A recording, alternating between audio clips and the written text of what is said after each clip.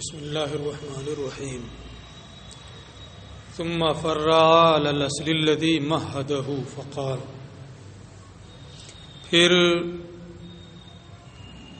جس ضابطے کی تمہید بیان کی ہے اس کی تفریع بیان کیا. فقال، اور فرمایا، وَلِهَذَا كَانَ الرِّبَا وَسَائِرُ الْبُيُوعِ الْفَاسِدَةِ وَصَوْمُ يَوْمِ النَّحْرِ مشروعاً بِأَصْلِهِ غَيْرَ مشروع بِوَصْفِهِ لِتَعَلُّقِ النَّهْيِ بِالْوَصْفِ لَا بِالْأَصْلِ.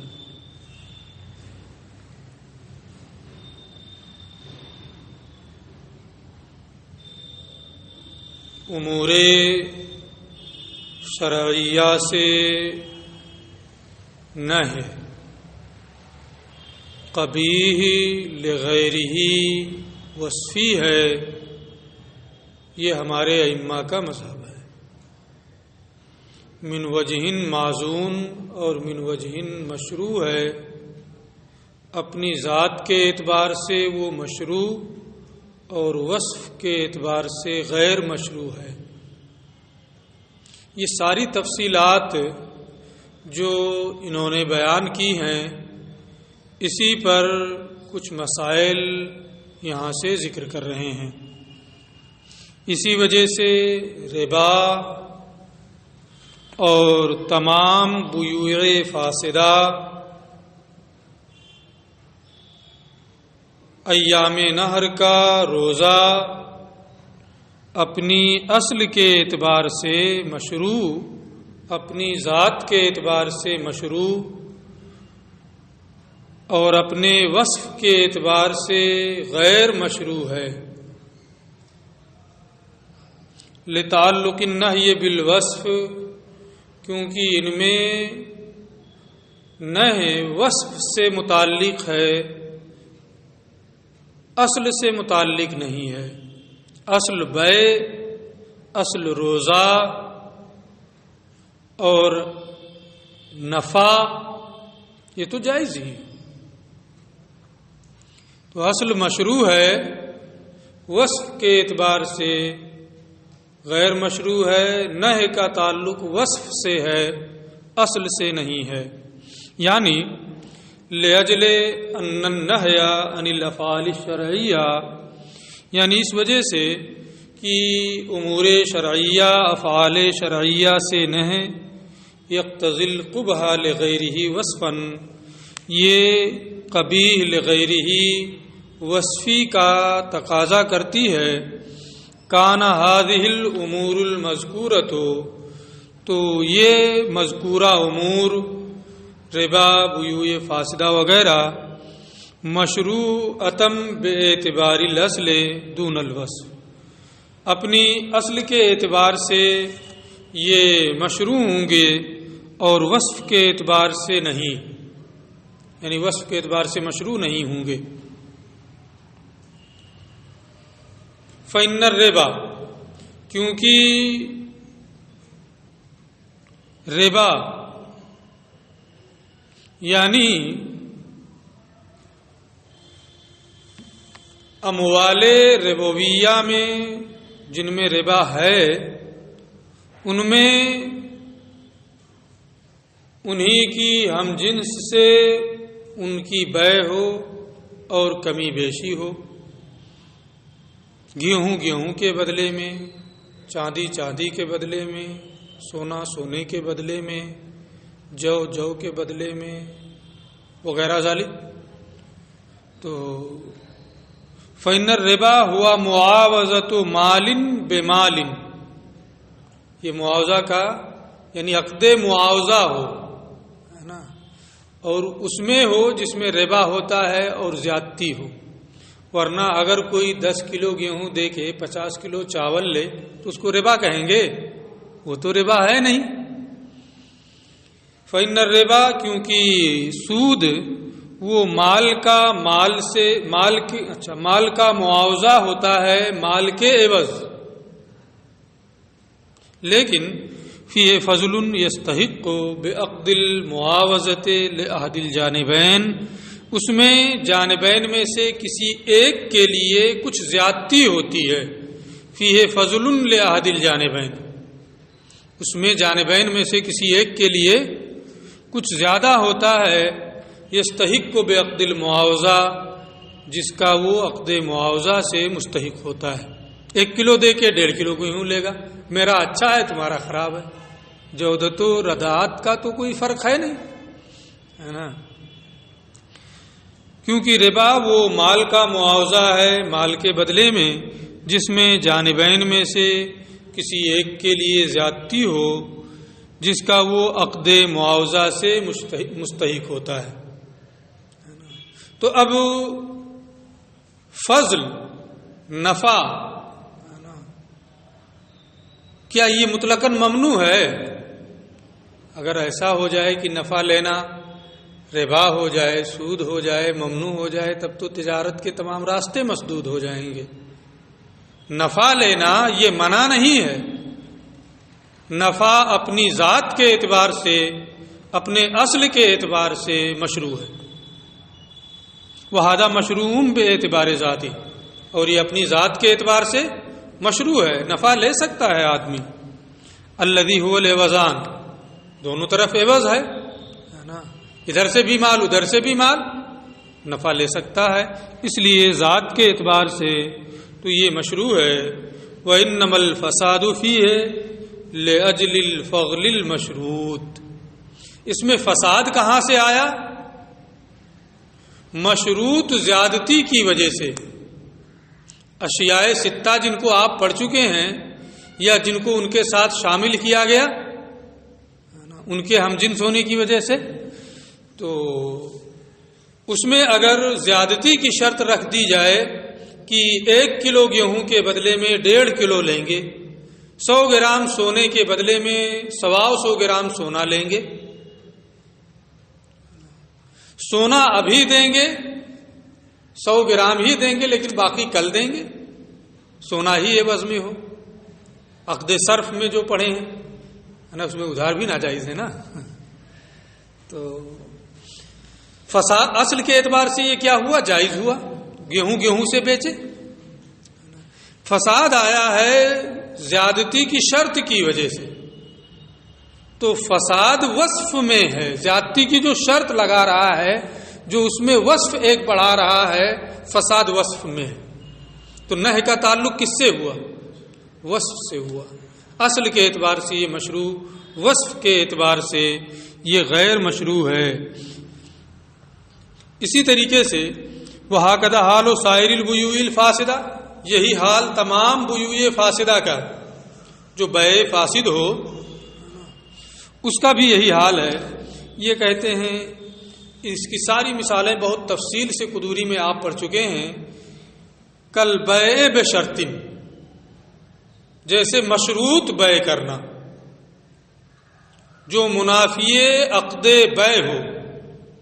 اگر عقد بیع کے موافق شرط ہو تب تو کوئی فرق نہیں پڑتا ہے. جیسے میں یہ موبائل آپ سے بیچ رہا ہوں اور یہ شرط لگا رہا ہوں کہ آپ اس کے مالک ہو جائیں گے. ارے بھائی، وہ خرید رہا ہے تو مالک نہیں ہوگا تو کیا ہوگا؟ یہ میری ملکیت سے نکل جائے گا. بیچ رہا ہے تو نکلے گا ہی. یہ شرط تو لگا رہا ہے لیکن یہ شرط موافق عقد ہے.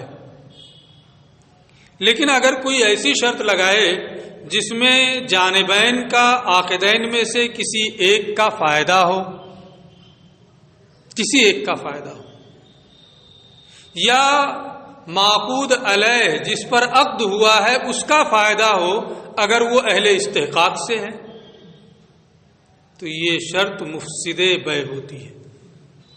جیسے میں نے موبائل بیچ دیا اور کہا لیکن اس کو میں 6 مہینہ استعمال کروں گا، تو بیع کا فائدہ ہوا ہے نا. میں نے اسے بیچ دیا آپ کے ہاتھ، اور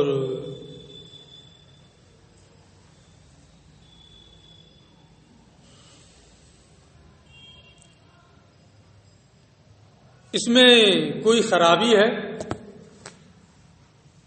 آپ کہہ رہے ہیں آپ اسے بنوا کے دیں گے، ہے نا؟ اب کس کا فائدہ ہو گیا؟ مشتری کا فائدہ ہو گیا۔ مثال پڑھے ہوں گے قدوری میں، کپڑا خریدا، کہا آپ سل کر کے دو، ہے نا؟ یا غلام بیچا، ہے نا، اور یہ کہا کہ غلام کو تمہیں بیچنا نہیں، تو غلام اہل استحقاق میں سے ہے، وہ اس کا حقدار ہوگا، یہ اس میں فائدہ ہو رہا ہے معقود علیہ کا۔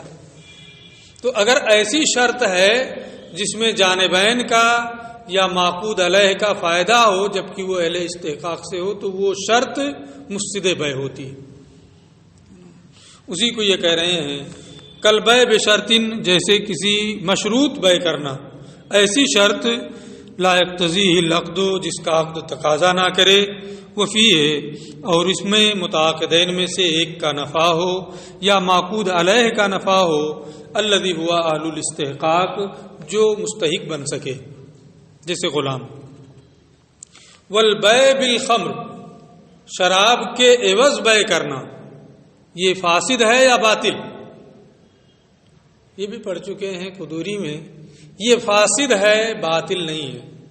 شراب مال ہے، مال کہتے ہیں کہ جس کی طرف لوگوں کی طبیعت مائل ہو، وقت حاجت کے لیے، ضرورت کے لیے اسے ذخیرہ کیا جا سکے، تو یہ تو شراب میں ہوتا ہے۔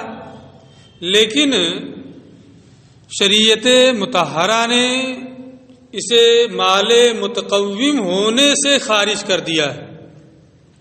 اگر اس مال سے فائدہ اٹھانا بھی حلال ہو تو اسے کہا جاتا ہے کہ یہ مال متقوم ہے، اور اگر فائدہ اٹھانا حلال نہیں ہے تو وہ غیر قابل انتفاع ہے، غیر مال متقوم ہے۔ شراب پر مال کی تعریف تو صادق آ رہی ہے، لیکن شریعت کی نظر میں اس سے انتفاع حلال نہیں ہے، اس لیے وہ کیا ہوا؟ غیر مال متقوم، ہے نا؟ غیر مال تو ہوا، غیر متقوم ہوا۔ اب کسی نے موبائل بیچا شراب کے عوض، تو سمن بنایا شراب کو، تو اس کے اندر سمن بننے کی، مال ہونے کی وجہ سے تو صلاحیت ہے نا، لیکن غیر قابل انتفاع ہے، غیر مال متقوم ہے، اسے دیا لیا نہیں جا سکتا ہے، ایک مسلمان دے لے نہیں سکتا ہے۔ تو ایک وصف کی وجہ سے اس میں کمی آئی کہ وہ غیر متقوم ہے، تسلیم و تسلم اس کا نہیں ہو سکتا ہے، تو وصف کی وجہ سے کمی ہو رہی ہے، ورنہ سمن تو بن جاتا ہے نا، دیا نہیں جا سکتا ہے اس لیے نہیں ہوا۔ تو اب یہ بھی شراب کے عوض بیع کرنا اصل کے اعتبار سے تو مشروع ہے، اور وصف کے اعتبار سے غیر مشروع ہے۔ ورنہ بھی اور اسی طریقے کی اور چیزیں جو آپ فقہ میں پڑھ چکے ہیں، کل ذالک مشروع بے اعتبار ذاتی ہی، یہ سب اپنی ذات کے اعتبار سے مشروع ہیں۔ فساد اس زائد شرط کی وجہ سے آیا ہے، فیکون مفیدا للملک بعد القبض، لہذا بیع فاسد کا حکم کیا ہوگا؟ قبضے کے بعد وہ مفید ملک ہے، جب قبضہ کر لے گا تو ملکیت ثابت ہو جائے گی۔ وقضا صوم یوم النحر، اسی طریقے سے قربانی کے دن کا روزہ تو فی نفسی مشروع ہے، مشروع بے اعتبار کونہ صومن، روزہ ہونے کے اعتبار سے تو یہ مشروع ہے۔ وغیر مشروع بے اعتبار الوصف، اور وصف کے اعتبار سے غیر مشروع ہے۔ وصف الذی هو الاعراض عن الضیافہ، جو اللہ کی ضیافت سے بندے کا اعراض کرنا ہے۔ اس دن اگر روزہ رکھے تو ضیافت الہی سے اعراض کرنا ہوگا، اس وصف کی وجہ سے یہ ممنوع ہوا، تو نہی کا تعلق وصف سے ہو رہا ہے، تو اصل کے اعتبار سے مشروع، وصف کے اعتبار سے غیر مشروع۔ فتعلق النہی فی کل ذالک بالوصف، تو نہی ان تمام صورتوں میں وصف سے متعلق ہے، لا بالاصل، اصل سے متعلق نہیں ہے۔ جب اصل سے متعلق نہیں ہے تو یہ کبھی لعینہ ہی نہیں ہوگا بلکہ کبھی لغیرہ ہی ہوگا۔ ثم ہونا سوال مقدر علی ابی حنیفہ، پھر یہاں امام اعظم ابو حنیفہ رحمۃ اللہ تعالی علیہ پر ایک سوال ہوتا ہے، وہ ہوا اور وہ یہ ہے ان بیع الحر والمزامین والملاقی، آزاد کی بیع، مزامین کی بیع، ملاقی کی بیع، سب کی وضاحت میں کر چکا ہوں۔ محارم کا نکاح یہ افعال شرعیہ میں سے ہے، شرعی افعال ہیں، معنی ان کا تبدیل ہو گیا ہے ورود شرع کے بعد، ہے نا؟ اچھا، مان نہ ہونا باوجود کی لم یقع علی القبح لغیرہ، یہ قبیح لغیرہ نہیں ہے، تو امور شرعیہ سے ہیں تو اس کو قبیح لغیرہ ہی ہونا چاہیے، بل علی القبیح لعینہ، بلکہ آپ تو کہتے ہیں کہ یہ قبیح لعینہ ہی ہے، پھر یہ آپ کے ضابطے کے خلاف ہو گیا، بلکہ یہ تمہارے نزدیک قبیح لعینہ ہی ہے، ایسا کیوں ہوا؟ فاجاب عنہ المصنف، تو مصنف نے اس کا امام کی جانب سے جواب دیا، وقال، اور کہا، والنہی عن بیع الحر، آزاد کی بیع، مضامین ملاقیہ کی بیع، محارم سے نکاح، مجاز عن النفی، نہی کا لفظ ہے لیکن مجازن اس سے نفی مراد ہے، یعنی اعدام تو دونوں میں ہوتا ہے، نہی میں بھی اعدام ہوتا ہے، نہ کرے نہ ہونا، نفی میں بھی وہی ہوتا ہے، لیکن نفی میں جو عدم ہے وہ بندے کے اختیار سے باہر ہے، نفی اور نہی میں جو کیا نام ہے عدم ہے وہ بندے کے اختیار کا اس میں دخل ہوتا ہے۔ تم کیوں یہ مجازن نفی مراد ہے، اس کی وضاحت یہ نیچے کریں گے۔ فالحر، یہ کہتے ہیں کہ یہاں آزاد سے مراد عام ہے، خواہ وہ شروع ہی سے آزاد ہو، حر الاصل ہو، یا اس کو کسی نے آزاد کر دیا ہو، اس کی بیع نہیں ہو سکتی ہے۔ مضامین یہ مضمونہ کی جمع ہے، وہ ہوا ما فی اصلاب الآباء، مضمونہ کہتے ہیں جو نر کے صلب میں ہو۔ والملاقی جمع ملقوہا، ملاقی ملقوہا کی جمع ہے، وہ ہوا ما فی ارحام الامہات، اور ملقوہا کہتے ہیں جو ماؤں کے رحم میں ہو، جنین۔ والمحارم عام، محارم جو ہے کہ محارم کا نکاح یہ عام ہے، من ان یکون حرمت القرابت اور حرمت المصاہرہ، خواہ یہ قرابت کی حرمت ہو یا مصاہرت کی حرمت ہو، ماں ہے یا بیوی کی ماں ہے نا، حرمت مصاہرت ہو یا قرابت کی حرمت ہو۔ وبالجملہ، خلاصہ کلام یہ ہے، فالنہی عن ہؤلاء محمول علی النفی، کہ ان تمام صورتوں میں جو نہی ہے یہ بطریق مجاز نفی پر محمول ہے۔ مجاز میں قرینہ ہونا چاہیے نا، تو یہ کہتے ہیں کہ یہاں قرینہ بھی ہے، دونوں میں اعدام ہوتا ہے، دونوں میں یہاں اعدام موجود ہے، صورت کے اعتبار سے بھی اس میں مناسبت ہے اور معنی کے اعتبار سے بھی ان دونوں میں مناسبت ہے۔ صورتاً تو دونوں میں لا نفی داخل ہے، دونوں میں اعدام منظور ہے،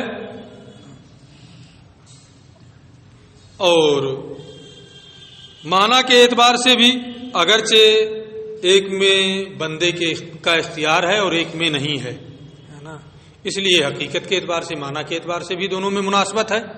جب مناسبت ہے تو ایک کو دوسرے کی جگہ میں بول سکتے ہیں، اس لیے یہاں مجازن نہی سے نفی مراد ہے۔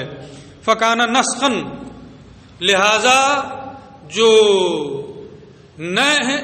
نفی بصورت نہی ہو، استعمال ہو نہی کا صیغہ لیکن مراد مجازن نفی ہو، تو یہ کہتے ہیں کہ یہ نسخ ہوگا، یعنی اب اس کا اختیار ہی نہیں رہ گیا، اپنی ذات کے اعتبار سے وہ غیر مشروع ہوگا، اور جو ذات کے اعتبار سے غیر مشروع ہو وہ کیا ہوتا ہے؟ قبیح لعینہ ہی ہوتا ہے۔ یعنی یہ دکھانا چاہتے ہیں کہ نفع اور نسخ دونوں میں ترادف ہے نا. ایک نسخ کا معنی اور آتا ہے بیان تبدیل ہے نا, یہ بھی ہو سکتا ہے, لیکن اصل یہ کہ دونوں میں یہاں ترادف ہے. فکان نسخن, تو یہ حکم جو ہوگا ان تمام چیزوں کی ممانعت کا, یہ بطور نسخ ہوگا لعدم محل ہی, کیونکہ ان چیزوں کے محل بننے کی صلاحیت نہیں ہے. آزاد مبی نہیں بن سکتا, جو محارم ہے وہ منکوحہ نہیں ہو سکتی. مضامین و ملاقی یہ معدوم ہے, یہ مبی نہیں بن سکتے ہے نا, تو محل کی صلاحیت نہیں ہے. اے فکانہ ہاد النہی, یعنی یہ نہ ہے نا, سب کے سب یہ تمام نہ ہے نسخن, یہ نسخ ہوگا للمشروعیت, مشروعیت کا, یعنی اب یہ مشروع نہیں رہے گا, مشروعیت کا نسخ ہو گیا لعدم محل النہی, کیونکہ یہ نہی کا محل نہیں ہے. جب محل بننے کی صلاحیت ہو کسی چیز کے اندر, بندے کے اختیار کا دخل اس میں ہو سکتا ہو, تب تو وہاں نہ ہوگا. یہاں اختیاری نہیں ہو رہا, یہ چیزیں محل بیع یا محل نکاح کی صلاحیت ہی نہیں رکھتی, تو یہ نہی کا محل نہیں ہوگا. اذ محل البیع هو المال, بیع کا محل تو مال ہے, آزاد مال ہی نہیں ہے. ملاقی اور مضامین معدوم ہیں. وَهَؤُلَاءِ لَيْسَ بِمَالٍ, اور یہ سب مال ہی نہیں ہے, تو محل بیع ہی نہیں ہوں گے نا, تو بیع ہے ہی نہیں, تو نہ بول کر کے نفع اور نسخ مراد. ایسے اسی طریقے سے وہ محل النکاح المحللات, نکاح کا محل حلال عورتیں ہیں جو حلال ہیں, وہ ہن محرمات بالنص, یہ سب تو نص سے حرام ہے نا, تو محل نکاح یہی ہے, یہ نہیں بن سکتی. جب محل ہی نہیں بن سکتی ہیں, اختیار ہی نہیں رہ گیا, تو اب نہی سے نفع مراد ہوگا, نہ کہ نہی کا اصلی معنی مجازن. اس کے بعد یہ کہتے ہیں وفی ایراد لفظ نسخ, نسخ کا لفظ فکانہ نسخن کا ہے نا, نسخ کا لفظ جو انہوں نے پیش کیا ہے بعد النفی, نفی کے بعد, تنبیہ علی ترادفہما, یہ اس بات پر تنبیہ کرنے کے لیے کہ نفع اور نسخ دونوں میں ترادف ہے, دونوں ایک معنی میں استعمال ہوتے ہیں. یہاں پر دونوں ایک معنی میں استعمال ہیں. وَيُمْكِنُ أَن يَكُونَ نَسْخًا اصطلاحيًا, یہ بھی ہو سکتا ہے کہ یہاں نسخ اپنے اصطلاحی معنی میں استعمال ہوا ہو. عندما یقول, یعنی نسخ کا اصطلاحی معنی کیا ہے, میں شروع اسباق میں بتا چکا تھا, بیان تبدیل. ایک حکم اللہ کی جانب سے نازل ہوا, جب اس کا وقت پورا ہو گیا تو اس کو بدل دیا گیا ہے نا, تو وہ بیان تبدیل ہے, یعنی اتنے ہی وقت کے لیے یہ نازل ہوا تھا, اگرچہ بندے کے علم میں نہیں. تو لیکن یہ نسخ اصطلاحی بھی یہاں مان سکتے ہیں عندما یقول, ان لوگوں کے نزدیک جو یہ کہتے ہیں کہ اباحت اصلیہ کو ختم کر دینا, جاہلیت کے زمانے میں جو چیزیں تھیں انہیں اٹھا دینا, یا شرائع سابقہ میں جو چیزیں تھیں ان کو ختم کر دینا, اسے نسخ کہا جاتا ہے. تو اب ہے نا, اس کو جو لوگ نسخ کی یہ تعریف کرتے ہیں ان کے نزدیک یہاں نسخ اصطلاحی بھی ہو جائے گا. کیسے؟ لأن بیع الحر کان فی شریعت یوسف, حضرت یوسف علیہ السلام کی شریعت میں آزاد کی بیع جائز تھی, تو رفع حکم شریعت سابقہ ہے تو نسخ اصطلاحی ہو گیا. اور وہ بیع المضامین والملاقی, مضامین و ملاقی کی بیع جاہلیت میں جائز لوگ کر رہے تھے ہے نا, تو یہ زمانے جاہلیت کے حکم کو اٹھا دینا ہے, ختم کرنا ہے, تو یہ بھی نسخ اصطلاحی ہو گیا. اور بعض محارم سے نکاح جاہلیت میں لوگ کرتے تھے, اس حکم کو ختم کرنا ہے, تو یہ بھی نسخ اصطلاحی ہوا. اور بعض سے نکاح ادیان سابقہ میں ہوتا تھا, دو جو بھائی بہن پیدا ہوئے ان کا تو نہیں ہو سکتا ہے, بعد میں جو ہوئے اس کا اس سے ہو جاتا تھا حضرت آدم علیہ السلام کے زمانے میں ہے نا. تو اب جو لوگ نسخ کی یہ تعریف کرتے ہیں ان کے اعتبار سے فکانہ نسخن, اس کو نسخ اصطلاحی بھی مان سکتے ہیں. وقال الشافعی فی البابین, یہ اپنا مذہب بیان ہو گیا. یہاں سے یہ امام شافعی رحمۃ اللہ تعالی علیہ کا مذہب بیان کرتے ہیں. امام شافعی نے دونوں باب میں یعنی افعال شرعیہ سے نہی ہو یا افعال حسیہ سے نہی ہو، دونوں باب سے مراد افعال حسیہ اور افعال شرعیہ. امام شافعی نے دونوں باب میں فرمایا ینصرف الی القسم الاول، اس میں نہی پہلی قسم کی جانب راجع ہوگی، یعنی قبیح لعینہ مراد ہوگا، ہے نا. شرون فی بیان مذہب شافعی، یہ امام شافعی کے مذہب کی ابتدا ہے یہاں سے. یعنی ان عنده النهی فی کل من الافعال الحسیہ، یعنی امام شافعی کے نزدیک افعال حسیہ افعال شرعیہ میں سے ہر ایک سے نہی ینصرف الی القبح لعینہ، یہ قبیح لعینہ کی جانب راجع ہے. فحرمت الزنا والخمر وحرمت صوم یوم النحر، لہذا زنا کی حرمت جو افعال حسیہ میں سے ہے اور خمر کی حرمت اور صوم نحر کی حرمت ان کے نزدیک سب برابر ہے، سب قبیح لعینہ ہے، سواؤن، ہے نا، یہ سب کے سب برابر ہیں. قولم بکمال القبح، اس حال میں کہ وہ کمال قبح کے قائل ہیں. کمال قبح یعنی ان تمام چیزوں میں قبیح لعینہ ہی کہتے ہیں. حالم ترکیب بتا رہے ہیں. قولم بکمال القبح، یہ قولن جو ہے حال کے معنی میں، اس میں فاعل کے معنی میں حال بن رہا ہے. اے حال کونہ قائلم بکمال القبح، یعنی اس حال میں کہ وہ کمال قبح کے قائل ہیں. وہ القبح لعینہ، اور کمال قبح کیا ہے؟ قبیح لعینہ ہے. او مفعول لہ، یا قولم بکمال القبح یہ مفعول لہ ہے. اے لاجل قولہ بکمال القبح، یعنی اس وجہ سے قسم اول کی جانب راجع ہے کیونکہ وہ کمال قبح کا قول کرتے ہیں.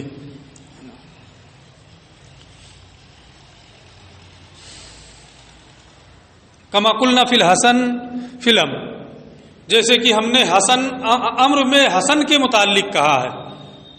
امر میں ہم نے کیا کہا ہے کہ مطلق امر حسن لعینہ ہی ہوگا. ایسے ہی یہ کہتے ہیں کہ مطلق نہی جب قرینے سے خالی ہو تو چاہے شرعی امور ہوں یا حسی امور ہوں سب قبیح لعینہ ہی ہوں گے. لأن من مذہبنا، کیونکہ ہمارا مذہب یہ ہے ان الامر المطلق الخالی عن القرینہ، جو امر مطلق ہو قرینے سے خالی ہو وہ حسن لعینہ ہی پر محمول ہوتا ہے. قولم بکمال الحسن، اس حال میں کہ ہم کمال حسن کے قائل ہیں، یعنی جب قرینے سے خالی ہے تو کمال حسن حسن لعینہ ہی ہونے میں ہے. لہذا جو امر مطلق ہو قرینے سے خالی ہو وہ حسن لعینہ ہی ہوگا. اسی طریقے سے اچھا فلا یکون صوم یوم العید، اچھا یہاں سے پھر تھوڑی بات بدل رہی ہے. اسی طریقے سے امام شافعی یہاں بتا رہے ہیں کہ نہی جو قرینے سے خالی ہو اس میں کمال قبح قبیح لعینہ ہی ہے، لہذا قبیح لعینہ ہی پر اس کو محمول کریں گے. یہ ان کی پہلی دلیل ہے نا. جب قبیح لعینہ ہی ہے فلا یکون صوم یوم العید سببا للثواب عندہ، لہذا ان کے نزدیک عید کے دن کا روزہ ثواب کا سبب نہیں ہوگا. ولا البیع الفاسد موجبا للملک، اور بیع فاسد سے قبضے کے بعد بھی ملکیت ثابت نہیں ہوگی کیونکہ وہ قبیح لعینہ ہی ہے. ثواب کیسا؟ قبضے کے بعد بھی ملکیت نہیں ہوگی، قبیح لعینہ ہی ہے. وانما شبہ الشافعی النہی بالامر، اور یہ کہ جیسے ہم نے امر میں کہا تھا اسی سے تشبیہ دے کر کے انہوں نے دلیل دی ہے نا. تو نہی کو امر سے تشبیہ کیوں دی ہے؟ یہ کہتے ہیں اس میں اس کی وجہ کیا ہے، اس وجہ کو بیان کر رہے ہیں. وانما شبہ الشافعی النہی بالامر، امام شافعی رحمۃ اللہ تعالی علیہ نے نہی کو امر سے تشبیہ دیا. لأن النہی فی اقتضاء القبح حقیقت، اس لیے کہ نہی قبح کا تقاضا کرنے میں حقیقت ہے. کل امر فی اقتضاء الحسن، جیسے امر حسن کا تقاضا کرنے میں حقیقت ہے، جب وہ حسن کا تقاضا کرنے میں حقیقت ہے اور وہاں مطلق کو آپ نے حسن لعین ہی پر محمول کیا، ایسے ہی یہ قبح کا تقاضا کرنے میں حقیقت ہے تو یہ قبیح لعین ہی پر محمول ہوگا۔ تو دونوں چونکہ اقتضائے حسن و قبح میں یکساں ہیں، ہے نا، یہ وجہ شبہ ہے۔ فَيَنبَغِي أَن يَكُونَ عَلَى السَّوَاءِ، تو جب نہ اقتضائے قبح میں حقیقت، امر اقتضائے حسن میں حقیقت ہے تو ہونا یہی چاہیے کہ دونوں برابر ہوں، امر حسن لعین ہی ہو، ہے نا، اور نہ قبیح لعین ہی ہو۔ وَلِأَنَّ الْمَنْهِيَ عَنْهُ، ایک دلیل ان کی پوری ہو گئی قولاً بکمال القبح سے، کہ امر پر کو جیسے امر میں ہوا ہے اسی طریقے سے یہاں بھی ہوگا۔ کمال قبح کا قائل ہو کر کے انہوں نے تمام امور شرعیہ حسیہ میں نہی کو حسن قبیح لعین ہی پر محمول کیا۔ دوسری دلیل، اور اس لیے کہ منہی عنہ معصیت ہے، جس چیز سے روکا گیا وہ کیا ہے؟ گناہ کا کام ہے نا۔ فلا یکون مشروعا، جب وہ معصیت ہے تو مشروع نہیں ہوگا، جو چیز گناہ ہو اسے کرنا بھی جائز ہو، یہ کیسے ہوگا؟ یہ تو دونوں میں تضاد ہے نا، لما بینہما من التضاد، کیونکہ دونوں میں تضاد ہے۔ جب دونوں میں تضاد ہے، منہی عنہ معصیت ہے، تو وہ مشروع نہیں ہوگا، کیونکہ اگر مشروع ہو تو معصیت نہیں رہ جائے گا، ہے نا، تضاد ہونے کی وجہ سے۔ یہ کہتے ہیں عطف علی قولہ قولا بکمال القبح، اوپر جو آیا تھا قولا بکمال القبح یہ اسی پر معطوف ہے، نیچے ہے لأن النہی فی اقتضاء، اس کے بعد آیا ولأن المنہی عنہ، تو قریب ہونے کی وجہ سے یہ شبہ ہوتا ہے کہ لأن النہی پر یہ معطوف ہے نا، اس پر عطف نہیں ہے، اس کا عطف کہاں ہے؟ اس کا ہے نا قولا بکمال القبح پر، عطف علی قولہ یہ معطوف ہے ماتن کے قول قولا بکمال القبح پر، لا علی قولہ ماتن کے قول لأن النہی پر یہ معطوف نہیں ہے، لأن النہی فی اقتضاء القبح حقیقہ اس پر معطوف نہیں ہے۔ کما یوہمہ الظاہر، جیسا کہ ظاہر سے یہ پتہ چل رہا ہے کہ قریب میں وہی ہے تو اسی پر عطف کر دیا جائے، ہے نا، یہ شبہ ہو سکتا ہے۔ یہ کہتے ہیں ایسا نہیں ہے، اس کا عطف اس پر نہیں بلکہ قولا بکمال القبح پر ہے۔ وہو دلیل ثانی للشافعی، اور یہ امام شافعی رحمۃ اللہ تعالی علیہ کی دوسری دلیل ہے۔ ایک دلیل تو وہ ہے اور یہ دوسری دلیل ہے کہ چاہے امور شرعیہ ہوں یا حسیہ ہوں، سب کو قبیح لعین ہی پر محمول کیا جائے گا۔ اس کی دوسری دلیل امام شافعی کی جانب سے یہ ہے۔ وہ دلیل ثانی للشافعی، اور یہ امام شافعی رحمۃ اللہ تعالی علیہ کی دوسری دلیل ہے باعتبار ترتب احکامہ و آثارہ، نہی کے احکام و آثار کے مرتب ہونے کے اعتبار سے۔ ایک ہے کسی چیز پر کوئی حکم مرتب ہونا، کوئی اثر مرتب ہونا، ہے نا، اور ایک ہے کسی چیز کے لیے کوئی چیز مقتضا اور شرط ہو۔ احکام و آثار مؤخر ہوتے ہیں، مقتضا اور شرط مقدم ہوتا ہے، یہ مقتضا کے اعتبار سے بول رہا ہوں۔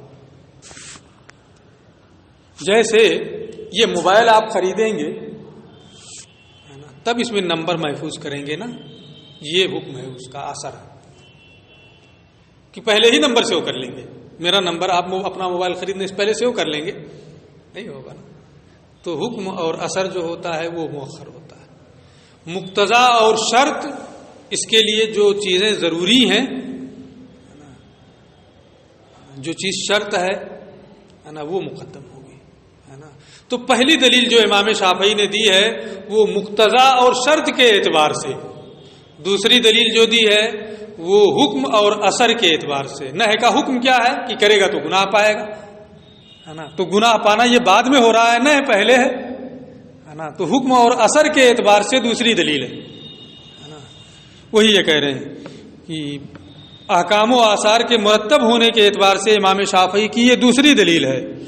کما ان الاول، جس طریقے سے پہلی دلیل بے اعتبار تقدم مقتضا و شرط ہی، اس کے مقتضا اور شرط کے مقدم ہونے کے اعتبار سے ہے کہ جو چیز ہے نا نہی کے لیے مقتضا ہے، یعنی قبح یہ مقدم ہے، قبح یہ شرط ہے نہی کے لیے ہے نا.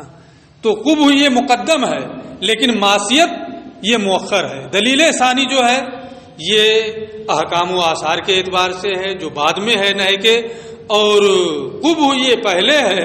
اس لیے دلیل اول جو ہے مقتضا اور شرط کے اعتبار سے کہ مقدم ہونے کے اعتبار سے ہے. والفرق بین المسلکین بین، دونوں مذہبوں میں یعنی ہمارے اور ان کے درمیان جو فرق ہے وہ واضح ہے. وقد عرفت جوابہما، ان کا جواب آپ کو معلوم ہو گیا ہے. فیما تقدمہ، گزشتہ ہماری تقریر سے جو ہم بیان کر چکے ہیں. یعنی یہ ایک بات انہوں نے یہ کہی کہ کمال قبح کا قول کرتے ہوئے ہے نا قبیح لعینہ پر اس کو محمول کیا امام شافعی رحمۃ اللہ تعالی علیہ نے، دونوں میں، چاہے وہ شرعی ہوں یا حسی ہوں ہے نا. تو اس میں مقتضی جو ہے نہ اس کی رعایت ہو رہی ہے، مقتضا کو ثابت کیا جا رہا ہے مقتضی کو باطل کر کے ہے نا. اس لیے یہ بات ہے نا ہمارے احناف، ہمارے ائمہ کے نزدیک قابل تسلیم نہیں ہے.